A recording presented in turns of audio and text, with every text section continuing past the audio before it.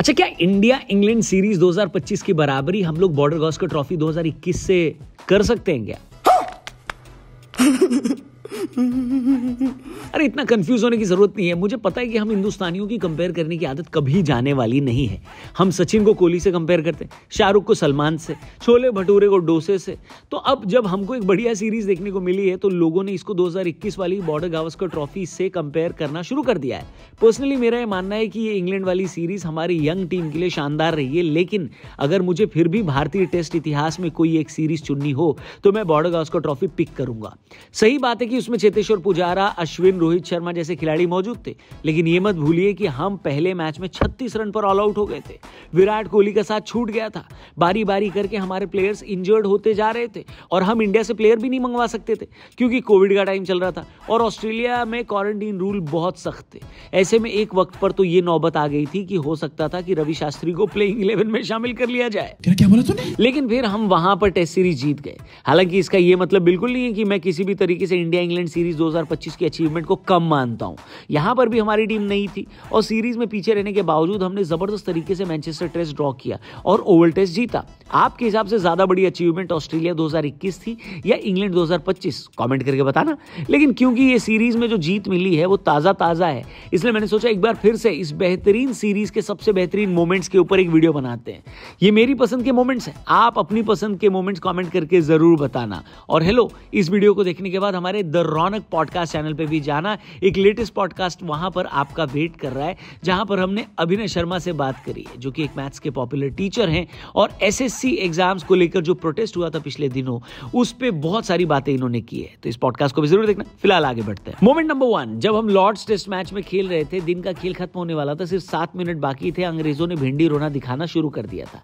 Cheating पर उतर आए थे। मैदान पर आने में ऑलरेडी देर कर दी थी ताकि कम से कम ओवर फेंके जा सके।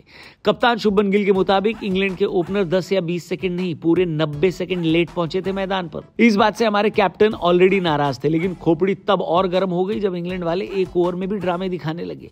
क्रॉली ने तो मैदान पर इतनी एक्टिंग शुरू कर दी जितनी सलमान भाई ने पूरे करियर में नहीं की। हम तुम में इतने छेद करेंगे कि कंफ्यूज हो जाओगे। सॉरी सलमान भाई, मैं कंफ्यूज हो गया था, नाम बदल देता हूं। मैदान पर उस इंग्लैंड के प्लेयर ने इतनी एक्टिंग करी जितनी फरदीन खान ने अपने पूरे करियर में नहीं दिखाई। ठीक है, गजब टूबीबाज आदमी हो। खैर, इसके बाद कप्तान शुभमन गिल ने कुछ ऐसा किया जो उनकी पूकी इमेज को बिल्कुल सूट नहीं करता। उन्होंने अंग्रेजी में कहा कि थोड़ी गेंदें उगा लो। अब वो कौन सी गेंदों के बारे में बात कर रहे थे दुनिया तो समझ गई, लेकिन अगर आपको समझ में नहीं आया तो जाके कार्टून चैनल देखो। खैर, मेरे कहने का मतलब ये है कि ये मोमेंट इस सीरीज का डिफाइनिंग मोमेंट था। एक यंग कप्तान इंग्लैंड जाकर उनके खिलाड़ियों को वैसी धमकी दे रहा है जैसे एक पुराना कप्तान दिया करता था, यानी कोहली। और यहीं से बात क्लियर हो गई कि प्रिंस किंग के रास्ते पर चल पड़ा है। दूसरा मोमेंट था मोहम्मद सिराज का आखिरी गेंद पर बोल्ड मार देना। देखो, लाइफ भी क्या दिन दिखाती है। लगभग 2 हफ्ते पहले सिराज लॉर्ड्स टेस्ट बचाने के लिए बैटिंग कर रहे थे, बहुत अच्छी बैटिंग कर रहे थे। बुमराह के जाने के बाद उन्होंने इतनी बढ़िया बल्लेबाजी कर दी कि रविंद्र जडेजा को उन पर भरोसा हो गया और उनको और गेंदें खेलने को मिलने लगी। ऐसे में सिराज बैकफुट पर जाकर एक बॉल डिफेंड करते हैं जो कि लुढ़क कर उनके स्टंप पर जा लगती है। सिराज को देखकर लगता है जैसे उनके सीने पर किसी ने पत्थर रख दिया हो। हमेशा अपना 100% देने के बावजूद सिराज ये मैच जिता नहीं पाए, अपना विकेट बचा नहीं पाए। लेकिन फिर कहते हैं ना कि क्रिकेट से बड़ा लेवलर कोई नहीं है। क्रिकेट सिराज को एक और मौका देती है। सीरीज का आखिरी दिन है, इंग्लैंड को जीतने के लिए मात्र 35 रन चाहिए। पिच पर हैवी रोलर किया जा चुका है, यानी इंडिया की उम्मीदें इस रोलर के नीचे दबा दी गई हैं। लेकिन सिराज लेकर आते हैं अपना ए गेम, और एक ऐसी सीरीज में जहां पर हर टेस्ट मैच 5वें दिन तक गया है, यानी 25 दिन क्रिकेट खेलने के बाद 25वें दिन की आखिरी गेंद सिराज फेंकते हैं 143 किलोमीटर प्रति घंटे की रफ्तार से यॉर्कर, और उस एक यॉर्कर से वो लॉर्ड्स टेस्ट के दुख, दर्द, गम, तकलीफें सब धुल जाती हैं।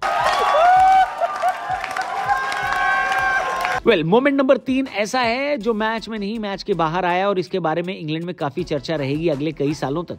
एक वीडियो वायरल होती है जहां पर यह दिखाया जाता है कि इंग्लैंड में ओवल के चीफ क्यूरेटर ली फॉर्टिस गौतम गंभीर से झगड़ा और बहस कर रहे हैं।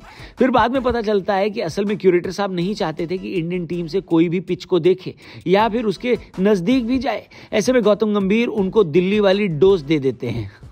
इस मामले में क्यूरेटर साहब की हिपोक्रेसी निकलकर सामने आती है जब उनकी ही पुरानी फोटो वायरल होती है जहां पर वो मैच से पहले पिच के बीच में खड़े दिखाई देते हैं। हिपोक्रेसी की भी सीमा होती है। यानी गंभीर सही थे, लेकिन इंटरनेशनल मीडिया को यह बात पसंद नहीं आती। खासकर इंग्लिश मीडिया गंभीर के बारे में काफी उल्टा सीधा लिखती है, लेकिन लिखते रहो। अपने गंभीर भाई तो फ्लाइट पकड़कर वापस भी आ गए हैं और उसी पिच पर टेस्ट मैच जीतकर दिखा भी दिया है जो तुम नहीं चाहते थे कि हम जीते। क्या समझे? मेरे हिसाब से ये 3 मोमेंट्स इस सीरीज के बेस्ट मोमेंट्स थे। आपके हिसाब से इस सीरीज का सबसे मेमोरेबल मोमेंट कौन सा था? कमेंट करके जरूर बताना। और जाने से पहले हमारे टीआरपी चैनल पर यानी द रौनक पॉडकास्ट चैनल पर भी जरूर जाना। हमारा लेटेस्ट पॉडकास्ट एसएससी प्रोटेस्ट से जुड़ा हुआ है और एसएससी एग्जाम्स में जो इतनी सारी धांधलियां होती हैं, पेपर लीक हो जाते हैं, रिजल्ट टाइम पर नहीं आते हैं, बच्चे क्यों इससे गुस्सा है और बच्चों के करियर का आगे क्या होगा, इन सब के बारे में बहुत सारी बातचीत हुई है इस पॉडकास्ट में। बाकी इस चैनल को भी सब्सक्राइब करना। जल्दी मिलते हैं। Thank you for watching. Goodbye. Jai Hind.